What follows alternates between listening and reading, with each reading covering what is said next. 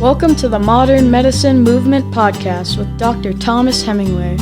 Have you ever looked in the mirror and said to yourself, I thought I'd be healthier, in better shape, feel better both physically, mentally, emotionally, and spiritually, and be further along in my life?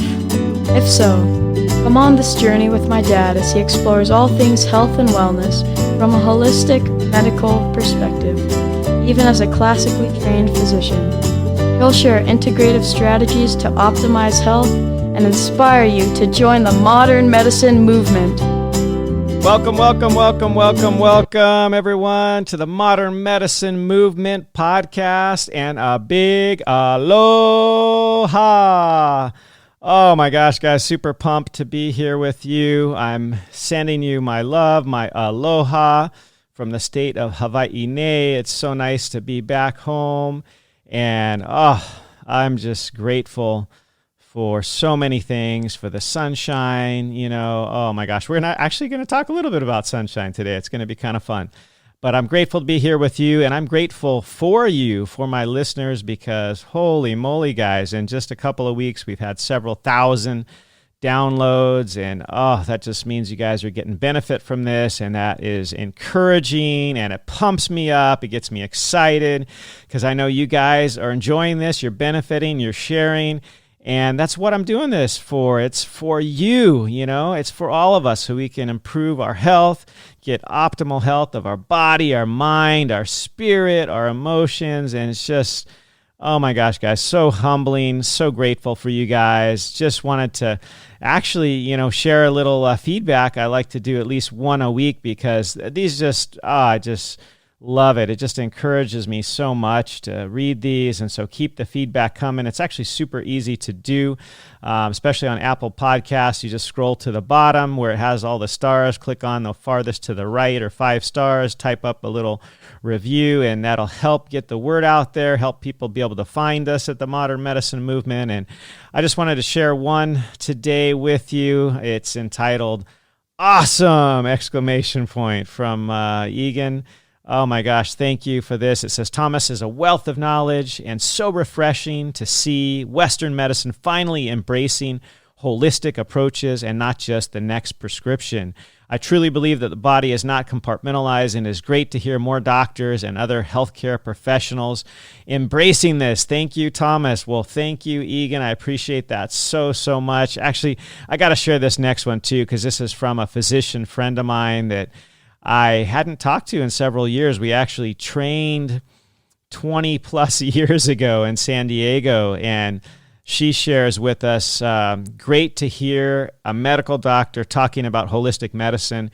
He's right, this wasn't taught in our medical school, and I'm grateful to him for doing the legwork and sharing it with us. I'm already inspired to make the changes that I know I should have made years ago. He reminds me of this and then talks about a ton of data that encourages and supports the changes. Keep it up, Thomas. Well, oh my gosh, thank you so much. I appreciate you guys so much. That's why I'm here. That's why I'm doing this. I love to add value to you guys. And if you haven't heard already, we got a free private Facebook group that I'd love you to join. It's called Modern Medicine Movement Health and Wellness Facebook group, and I'll be posting things in there several times a week, hopefully getting a video out to you at least once a week with just more, more value, more health and wellness, info for you guys. So I'm excited for that. Please join. Just go ahead and click on the link in the show notes to that Facebook group, and I'll go ahead and approve you as soon as I see it. So you can also reach out on Instagram at Aloha Surf Doc, at Modern Medicine Movement, and on the web at modernmedicinemovement.com. And even an email, you can shout out to me at modernmedicinemovementpodcast@gmail.com. And actually, in fact, today's topic I got from one of the emails, one of the suggestions that you guys gave me. So it's something I've been thinking about for years, but it's super exciting, interesting topic, which I can't wait to share with you because it's something that I think we can all benefit from tremendously. So now I'm just super pumped to share with you this new information that I think a lot of us will find super helpful, especially in these times where we want to improve our immune health and do the best that we can to hopefully avoid this nasty virus that's out there, the COVID-19 that we all are very familiar with. And one of the things that I'll be sharing with you will help hopefully with that, and we'll talk more about it. But really, this is a podcast today, a little bit of teaching on probably the most common vitamin deficiency in all of the U.S. and Canada. Super common, and unfortunately, in my medical school and probably many others, it wasn't talked about much, at least the common nature of this deficiency. And this is actually our very own vitamin D. Vitamin D deficiency is probably the most common deficiency of all the vitamins in the U.S. and Canada. It's purported to affect, 50 to 70% of people, which is incredible, more so in Canada, obviously, because of the northern latitude. So trust me, it's super common. And why didn't we know about this before? Well, we just weren't looking for it. We weren't looking for it. So, the old saying goes, if you don't look for it, you're not going to find it. And that applies to us in medicine, including me. I can tell you, as an emergency physician by training, I probably only checked this level a handful of times when folks were getting, admitted for other reasons, maybe for problems with their calcium, broken bones, osteoporosis, osteopenia, and we know that calcium and vitamin D go together. In fact, you have to have vitamin D in order to be able to absorb calcium appropriately to prevent the common conditions that we're at least taught about with respect to vitamin D, right? Vitamin D deficiency, as it's been taught traditionally, is basically a problem with the bones, right? Bones and muscles. The extreme form of it, which we almost never see anymore, thankfully, is basically, rickets, which fortunately we hardly ever see. It's that sort of soft, pliable, rubbery bone. There's also osteomalacia from vitamin D deficiency, which is also soft bones, weak bones. And then osteoporosis, of course, which we're very familiar with because it's often the cause of what we call pathologic fractures or fractures that occur with very minimal trauma. Say you just fall down and break your wrist or your hip or what have you, and that's often from weak bones from osteoporosis, which is from both vitamin D and calcium issues, deficiencies, really. So anyway, this deficiency, like I said, it's so super common, and the reason for that is that it's actually pretty hard for us to get appropriate amounts of vitamin D from our diet.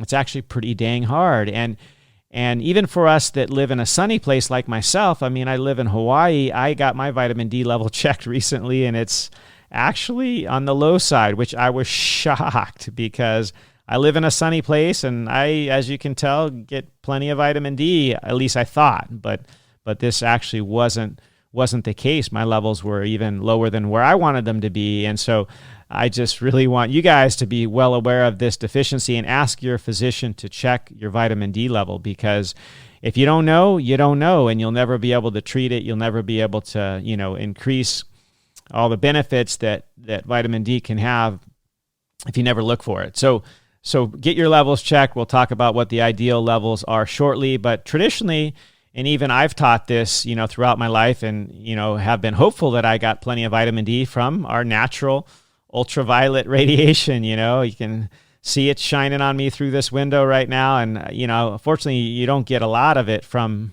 a window. You got to be outdoors because the window will block some of it. But it's the ultraviolet B radiation that actually will be helpful in your body to be able to, make or produce its own vitamin D. And typically this can happen as long as you live in a place that's not too far up north in latitude and you get, 15 to 20 minutes of sunshine a day, so that's kind of a lot. Most of us don't get that much sunshine a day, especially if you live in a city and, the direct sun is blocked by tall buildings and things like that. You're not going to get much sunlight. And honestly, we are deficient in our outdoor time, our vitamin N as well, right? Vitamin nature, I think we all have a deficiency of, or at least a lot of us, and that's going to also cause a vitamin D deficiency in most people because, our bodies can only produce it basically with that ultraviolet B radiation. And otherwise, we got to try to eat a crap ton of food that has vitamin D in it, which we'll talk about that in a little bit, or supplement, which honestly, most of us are probably going to have to supplement. And even myself, when I found out that my level was kind of low, I started to supplement, and I'll talk about that in a little bit. But anyway, why is vitamin D so important? Well, it's actually a little bit of a misnomer that we call it a vitamin, if you will, because in the body, really, vitamin D is more of a hormone, or really it's a prohormone. But when it's in its active form, it basically acts as a hormone and communicates with our cells to regulate lots of gene expression, probably 100, actually much more than that, probably hundreds and hundreds, it's been shown, of genes, they're, whether or not they're turned on or off, is actually in part regulated through vitamin D. It's actually it's a fat-soluble vitamin, but it basically acts more of like a steroid hormone, goes to the nucleus, it affects the transcription, or basically, the turning on and turning off of genes. So it's much more important than what we were traditionally taught. At least what I was taught in medical school was just all about the bones and, the muscles and the collagen and preventing those age-old illnesses like, osteomalacia, osteoporosis, rickets, and we never really talked about how it was acting like a hormone or this ubiquitous messenger in the body that turns on and off genes, which it's actually probably the most important thing that it does, and we'll talk a little bit more about that. But it's something that I think, like I said, in the last 10 years, we're getting more information about it because, for one, right now, because of the COVID-19, that's going on, everybody's concerned about immune health, and traditionally, one of the teachings, at least in the last 10 years, that we've been able to understand is that the vitamin D will actually improve our immune health. And there are studies to show that vitamin D will decrease your incidence or your likelihood of getting the flu. And that's been well studied. So why wouldn't it be true for COVID-19? It's probably true as well, as if we, can decrease our ability to get this nasty virus. I mean, we'll do anything we can, and taking a little vitamin D supplement, shoot, I'm all about that. It's if it's going to help me, not get that nasty illness, I'm going to take it. And actually, this last week is kind of funny. If you guys are familiar with, this music icon that's out there, Tyler Perry, he's producer, in the entertainment industry. He actually did a little thing on vitamin D and was actually encouraging people to supplement with vitamin D, especially now during the COVID-19 era, because, as rightly so, he was able to enunciate is that most people are deficient, especially African Americans, because they have sort of too much melanin or natural sunscreen, if you will, because if you go outside and try to get your natural, free therapy, the vitamin D therapy, and you have dark skin, that sort of acts as a natural sunscreen and blocks a lot of that ultraviolet B radiation that you need to be able to manufacture or make the vitamin D in your body. So too much sunscreen, really dark pigmented skin, makes it even more challenging to get the free therapy that I like to talk about, right? The vitamin D from the good old-fashioned sun. So it's super common problem that a lot of us have, including myself. So we'll talk about how we can get the appropriate levels that we need. And why should we even care? Well, number one, we don't want to be susceptible to nasty viruses, and this may help. That's everybody's concern right now. But also, we want to have strong bones. We don't want to fall down and break our wrist or our hip. But so many other positive indications for vitamin D is that we can also, if we take it and have appropriate levels, we have a lesser or a lower incidence of a lot of the different cancers that we hear about: breast cancer, prostate cancer, even some immunologic conditions such as, for example, multiple sclerosis has been tied to low vitamin D levels, as well as super common illnesses like cardiovascular disease, heart disease, diabetes, high blood pressure, insulin sensitivity problems have been shown to all these things go up if we have a low level of vitamin D. And in fact, like I said, with cancer, that they've shown that if your level is, in the higher normal range above 40, your likelihood of most cancers will be half of those that have levels of 20 or less. So we'll talk more about that, but But vitamin D is pretty important. There's so many things that affects in the body, and so you want to get the appropriate amount, and basically most of us aren't going to be able to get it from sun exposure, especially right now during the winter time, because there's just not as much sun available. The days are shorter, especially if it's cold and you don't want to be outside, or if you live in a northern latitude region like the US and Canada mostly is not going to get appropriate levels, and so you're probably going to have to get it from diet and supplementation. So here's the thing, traditionally we've been taught, just drink a couple glasses of milk. Well, that's probably not going to cut it. I mean, the amount that most of us will need is at least 1,000, international units of vitamin D daily. And if you're deficient, you're probably going to need closer to 5,000 international units daily. And so do you know how much a glass of milk has? It has, depending on which type you get. But if it's a vitamin D fortified milk, usually you're going to have to drink 2 glasses of milk just to get 200 international units. So you're going to have to drink 10 glasses of milk to get that, 1,000 international unit number that I recommended just a second ago. So it's going to be pretty hard for milk. And honestly, there's a lot of other issues, I think, with drinking too much milk that you can get into other issues that I don't even want to get into right now. But it would be really hard to drink enough milk to get your appropriate, daily recommended intake of vitamin D. So that's probably not going to cut it. Same thing with the vitamin D fortified orange juice. You're just not going to be able to get that much vitamin D that way. So there are other things that you can eat in your diet, like salmon, mackerel, my favorite, ahi, which is, the Hawaiian word for tuna.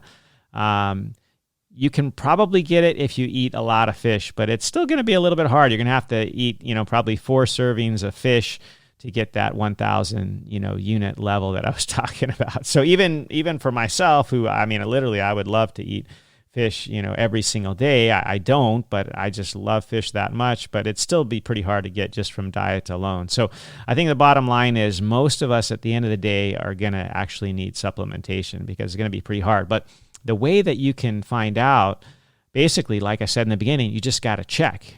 How would you ever know if you're deficient unless you get your levels checked? So I would recommend that we all get our levels checked because you never know what you're starting from. And the level that you check is called 25 hydroxy vitamin D level. Okay, that's what you need to check. So make sure your doctor does the right test because there's more than one test that they could potentially order, but the 25 hydroxy vitamin D level, I'll put that in the show notes, is the one that you want to get checked. And the recommendation is to have somewhere, between 30 and 100 nanograms per milliliter, okay? I would try to shoot for around 40, that's kind of in the middle, 40 or 50, because like I mentioned before, if your levels are above 40, you basically have half the risk of cancer if your level is below 20. I think most labs are going to say that above 20 is normal, but I would say that you want to shoot for closer to 30 or 40, even 50 as an ideal level. So that's nanograms per milliliter. And let me just tell you this, that don't get too stressed out about overdosing on vitamin D. It's actually pretty dang hard to overdose. I just reviewed the literature today, and I was only able to find one single case, and it was maybe even still questionable, but one single case of a death from vitamin D toxicity. So it's actually really, really hard to overdose on vitamin D. But the best way to know is to just get your level checked. And if you're taking the amounts that I'm telling you about today, about 1,000 international units a day, unlikely that you're going to overdose. But the way to know, please get your level checked and talk with your physician about replacement and all that stuff. I'm not your doctor, but I'm just, sharing, the experience that I've had. And I just think that, at the end of the day, most of us will need supplementation. So get your blood vitamin D level checked. Like I said, it's going to be something that not only you want to check one time, but probably a couple of times a year just to be able to follow if your supplementation is helping and that sort of thing. So I would say get it checked at least twice a year. And if you're really deficient and you got to, be really monitoring your intake, you might even need it, 3-4 times a year checked. So definitely something you got to check, in the common lab panel is not going to have it on there. So you got to ask your doctor specifically. So anyway, like I said, the most common way that we try to get it is from sun exposure, but for most of us, that's going to be hard. Like I said, even myself, my levels were a little bit on the low side, and I'm in a sunny place most of the time.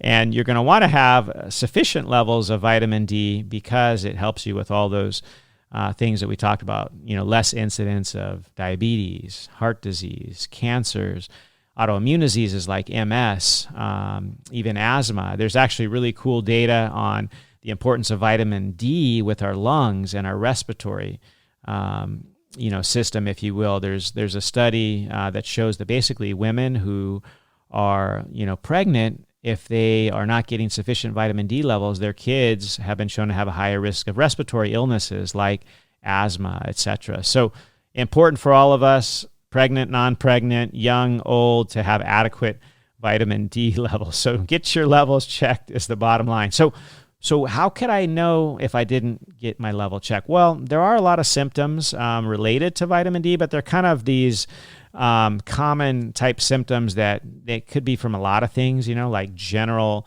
weakness, tiredness, lack of energy. That could be from lots of different reasons. You could have that. You could have it from, a low red cell count, low hemoglobin or anemia. You could have it from all different chronic conditions. You could have a generalized weakness, but feeling a little bit less energetic, generalized weakness, bony pain, muscle pain, these usually you won't have unless your level's pretty darn low. So most of us, like myself, who I didn't suspect I might have a lower level, I wasn't having really any of these symptoms, yet my levels were still on the low side. So bottom line is get your level checked, because you can't just base it on symptoms, these generalized weakness symptoms, muscle pain, bony pain, that kind of thing, because they're kind of ubiquitous symptoms. And also depression may be related to a vitamin D deficiency. So that's one of the times I've ordered it in clinical practice is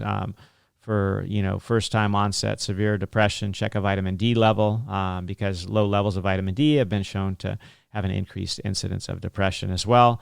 And vitamin D therapy helps. So go figure, right? Also, sunshine helps too, right, with depression. I mean, seasonal affective disorder, a lot of us are going through this time of year. Vitamin D or sunlight as well helps with that. It's been shown to help. So pretty cool. So many other benefits, as well. We talked about autoimmune conditions tend to have a lower incidence with appropriate levels of vitamin D, things like multiple sclerosis, diabetes, eczema, allergies, these all can get better and be prevented to some degree with appropriate vitamin D. Other things that aren't commonly known about the benefits of vitamin D include improved testosterone levels, which is pretty cool, right? It's going to improve our muscle fitness, our exercise fitness, athletic performance. Most of us tend to feel more energy. Remember, I said a symptom of deficiency is often less energy, the weakness or anhedonia or just generalized, malaise, lack of, that peppiness that we all might like. So vitamin D may actually help with our energy level. Once again, as I discussed a little bit in the beginning, I alluded to it has been shown in clinical studies to decrease the incidence of illnesses such as the flu, for example. Hopefully it will help us as well with COVID-19 to supplement with vitamin D. I don't think there's any big harm to it, so why the heck not is the way I look at it, okay? Decreases our risk of heart disease, cancer. It's interesting, the active form of vitamin D, which is called calcitriol, one of the active forms in the body, has been shown to decrease the blood flow via decreased angiogenesis, which is the formation of new little blood vessels that would go to feed a cancer cell. Well, the active form of vitamin D, calcitriol, has been shown to decrease that angiogenesis and actually decrease the cancer cell formation. So that's pretty cool. Also, it encourages apoptosis or death of the cancer cell. So vitamin D, like I said, man, so many important uses and benefits. And so going back to, how do I get this taken care of in myself? Well, sunlight exposure is helpful, but like I said, it's actually a little hard to get all the vitamin D we need from the sun, and you don't want to get too much sun because then you get sunburn, which increases your risk of skin cancer later, especially if you're a fair-skinned dude like myself, so we've got to be a little cognizant of that. And like I said, from our food sources, it's a little hard to get because the foods that have it, like I said, the fish, vitamin D fortified milk, egg yolks, it actually doesn't have a lot of vitamin D. So you'd have to eat tons and tons of eggs, tons and tons of fish to actually get that recommended 800 to 1,000 international units a day. So get your levels checked. You can still do your best to get it from the diet, which is what I like to do, but it probably doesn't hurt to take it in supplement form. In fact, the one that I got, supplement, well, the main thing when you do supplement, let me just tell you, make sure it's vitamin D3. That's the active form. What's interesting is, you could get vitamin D2 and D3. And in fact, by prescription, a lot of doctors just erroneously, because they don't know, are prescribing vitamin D2, which is ergocalciferol, which is actually not the active form, rather than the cholecalciferol, which is vitamin D3, the one that's actually the active one. So if you do happen to get a prescription of it, make sure it's vitamin D3, but it can be, purchased without a prescription as a supplement. And typically I would recommend 800 to 1,000 units a day. My supplement has a little bit more than that, 4,000 international units, which is actually okay. I would shoot for at least 1,000. Like I said, it's super hard to overdose on it. Like I said, the one that I've been taking, just one a day, has 5,000 international units.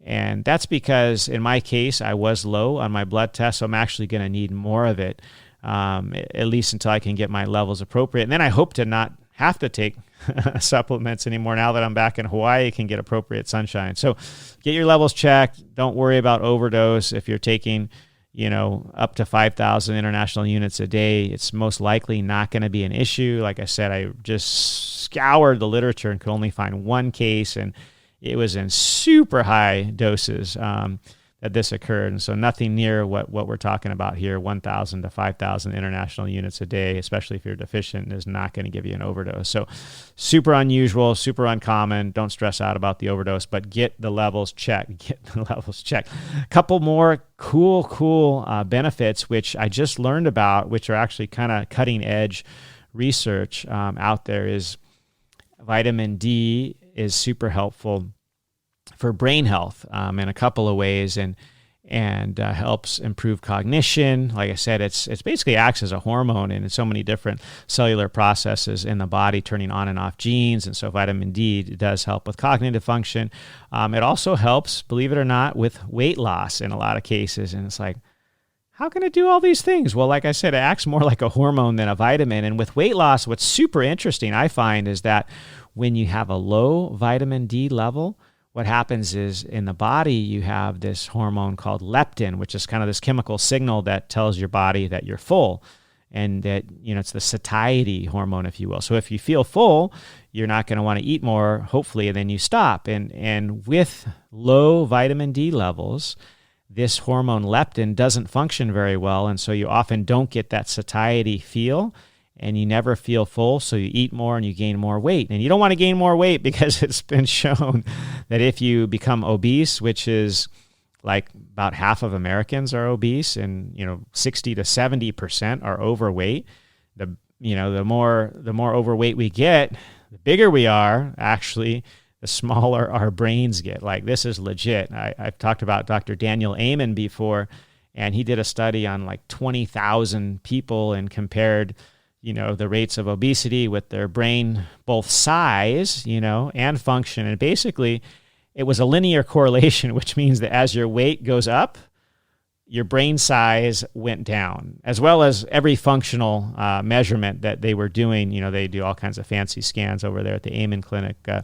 And they show that as your weight goes up, not only does your brain size go down, but the brain function goes down in a linear fashion. So this is what some may refer to as the dinosaur complex, right? The bigger we get, the smaller our brains, and that's not what we want. So vitamin D also important for brain health, important for to maintain normal satiety function of leptin, so we hopefully don't get overweight in the first place, and it may actually help us to lose weight if we're struggling to, get rid of a couple extra pounds and our levels are low. As we improve those levels of vitamin D, it may even help us lose weight because our satiety hormone leptin will work better. And just a little note on leptin, my favorite weight loss trick, and once again, free, I'm all about the free therapy here, is basically before your meals, why not help with that satiety by drinking 8 ounces of water before every meal? Because what that does is it helps the stomach kind of expand or stretch.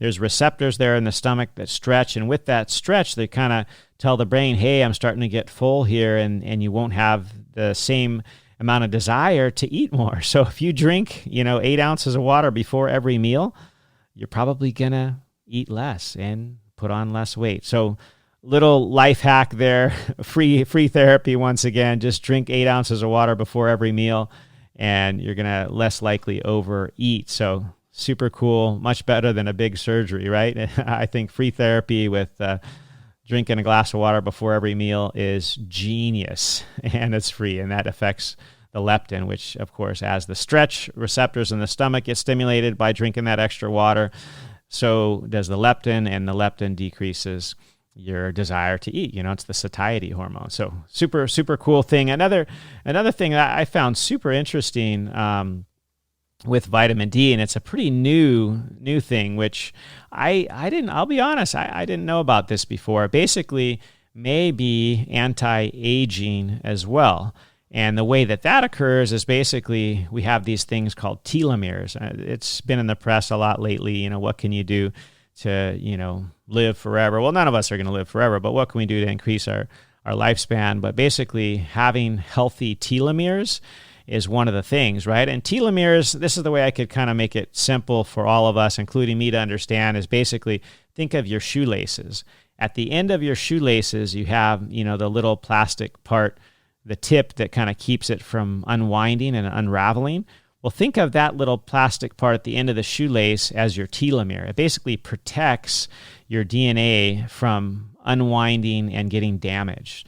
And so the better, your telomere is, and the bigger they are, they can protect better, right? Can you think of if you have the little tip on the shoelace and it's super tiny, and that thing can, basically fall apart and fray so much more easily. If it's a little bit more robust, like we hope in our telomeres, we're going to have less likely DNA damage, and we'll actually, be able to increase our longevity a little bit. And vitamin D has been shown to increase the length of our telomeres, which may be an anti-aging effect of vitamin D as well. So that's pretty hot off the press, super interesting.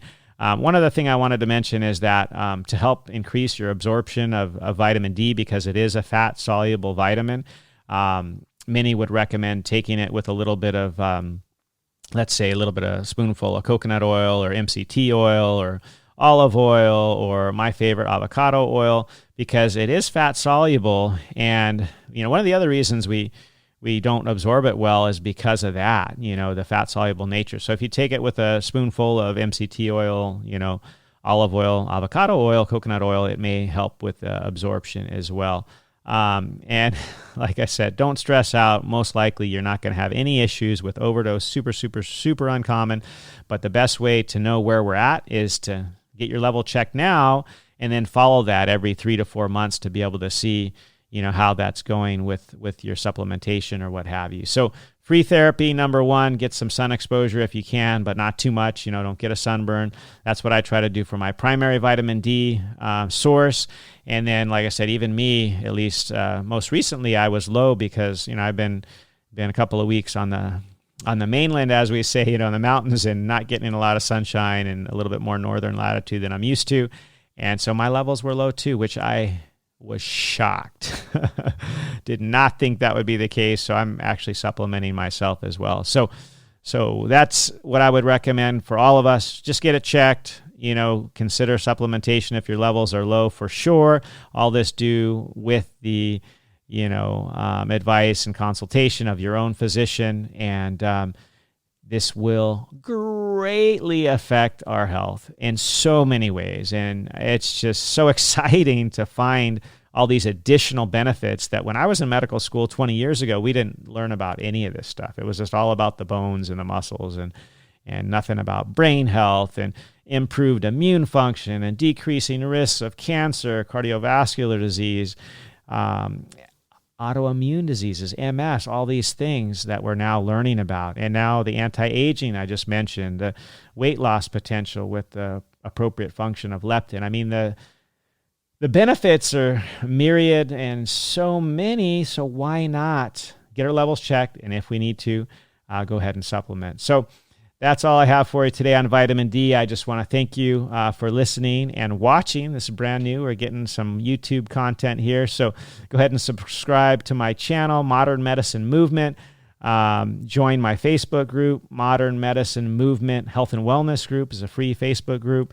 Get that going on and share this because, like I said, I think the majority of us are probably vitamin D deficient and it's something we can easily take care of. So why not? Because the benefits are huge and myriad. So thanks so much for listening, guys. Please share this content and get your levels checked. All right. So I just appreciate you. Thank you so much for all you do. It's just awesome to be a part of this with you guys. And I'm humbled by you. So thank you, thank you, thank you. Really just want you to know that from the bottom of my heart. Keep the feedback coming. Please send a review on Apple Podcasts. Type a little something. Click the 5 stars. And I just love to read those. So thanks so much. Until next time, a giant aloha from all of us here in Hawaii. Big aloha to you. Love you guys. Welcome to the Modern Medicine Movement Podcast.